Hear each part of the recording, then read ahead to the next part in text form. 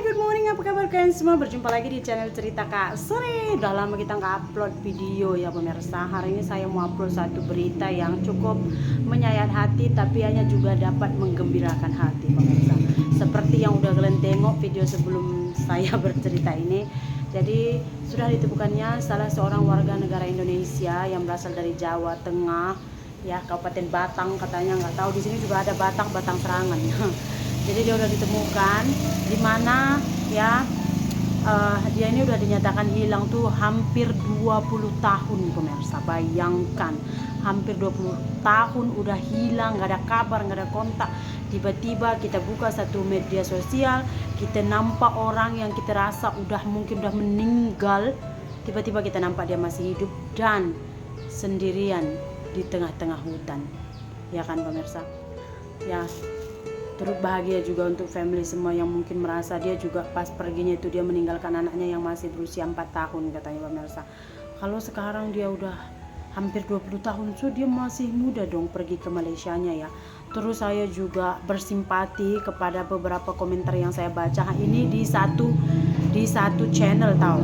Ada banyak yang meliput tentang ditemukannya warga negara Indonesia ini pemirsa. Dan ada banyak juga di sana orang Indonesia yang berkomentar, semoga saudara saya, semoga sepupu saya, semoga kakak ipar saya, semoga abang saya, semoga pokoknya ahli keluarga mereka yang juga kategori berpuluh tahun nggak pernah bisa berhubungan baik dari sosial media, dari handphone atau dari teman terdekatnya pemirsa. Semoga juga segera ditemukan dan berjumpa serta berkumpul dengan family tercinta ya pemirsa.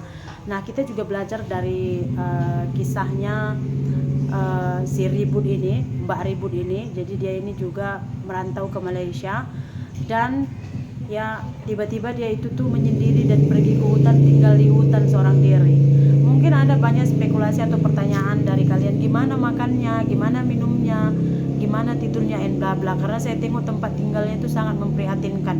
Dia hanya buat kayak untuk nahan panas dan hujan, terus berlantaikan tanah, terus di sampingnya semua kayu bakar. Mungkin dia masak atau masak air minum atau masak nasi apa semua pakai kayu bakar, betul tak pemirsa? Nah, di sini saya mau cerita sedikit pengalaman yang pernah saya alami. Nggak saya alami sih, yang pernah saya lihat gitu pemirsa. Ya mungkin kalian bertanya-tanya gimana makannya, gimana minumnya.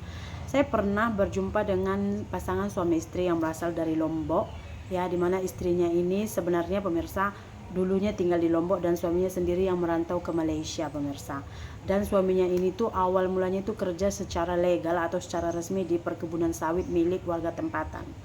Kemudian karena nggak sesuai dengan gaji, jadi ada salah satu lagi bos yang menawarkan dia untuk bekerja di kebunnya. Jadi dia itu menjaga kebun, terus merawat juga atau menjaga juga hewan ternaknya. Kebetulan di kebunnya itu dia bela babi gitu.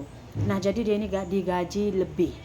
Nah, kemudian majikannya ini bilang, kamu ada istri? Ada, bawa ke sini biar kamu sama istri kamu itu tinggal di sini jaga ternak dia gitu pemirsa. Jadi baliklah suaminya ini melalui jalur belakang, kemudian dia bawalah istrinya masuk Malaysia tanpa paspor. Jadi istrinya itu masuk alias kosongan. Ya, suaminya juga udah awal tinggal secara ilegal. Jadi kalau saya bilang sih, kalau masuk keluarnya warga negara asing ke Malaysia itu secara ilegal tuh susah diberantas, karena dia oknumnya itu udah besar gitu, udah besar dan udah berakar gitu pemirsa, susah diberantas. Tapi nggak ada yang mustahil ya kan, kalau memang ya niatnya, betul tak? Nah, jadi masuklah dia ke Malaysia, dia bawalah istrinya itu dan tinggallah di sana.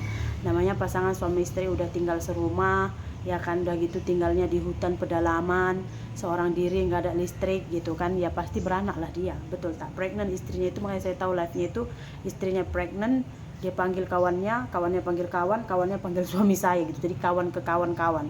Jadi kami pergilah ke sana untuk menolong persalinannya kemarin pemirsa ya. Bersalinlah dia sana. Kalian tahu tak, masa kami menunggu persalinan itu pukul 10 malam atau 9 malam gitulah ya.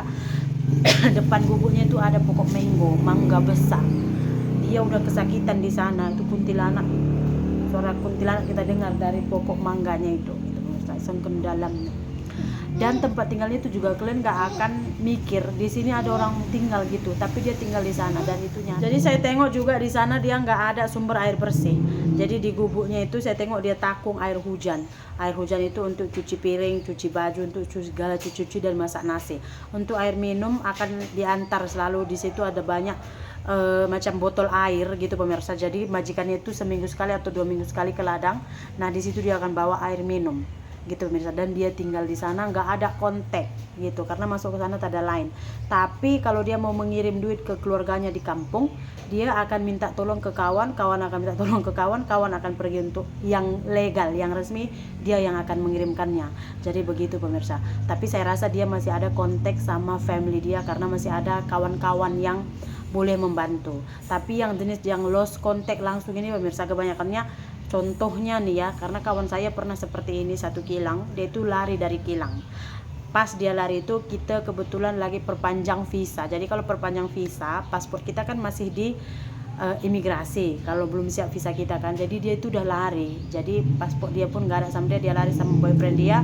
Terus laki ini pula pergi dengan perempuan lain, akhirnya dia udah kosong di sana, ya udah dia tinggal menyendiri gitu pemirsa, kebanyakannya gitu. Jadi saya juga berharap kepada yang mengatakan saudaranya ya kan, sepupu kayak saudara, adik, kakak semua yang berpuluh tahun tinggal di Malaysia yang gak ketemu, ada harapan besar mereka masih hidup, hanya saja mereka menghilangkan diri. Ini nggak ada kesalahan dari negara Malaysia, ini murni memang kesalahan kita pribadi yang mau menghilangkan diri. So untuk hari ini video kita sampai di sini saja ya pemirsa. Terima kasih banyak, jumpa lagi di video berikutnya.